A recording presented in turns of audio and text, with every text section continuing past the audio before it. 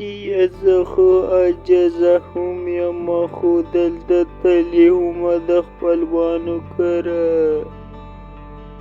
او په دې ځنګل کې راباندې شپرله شپه او اوس ستړی شوم او اوس بېرته خپل کور ته هم نشم تللی. په دې کې ورته اوکاش وایي ارې ابۍ زه به تا بوځمه تا ته د خپل کور لاره معلومې نو زه به تا بوځمه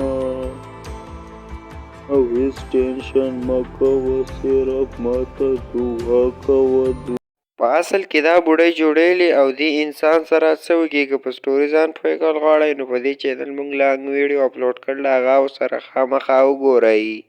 او چینل ورسره داسې ښکلي ویډیوګانو دپاره سبسکرایب کړئ.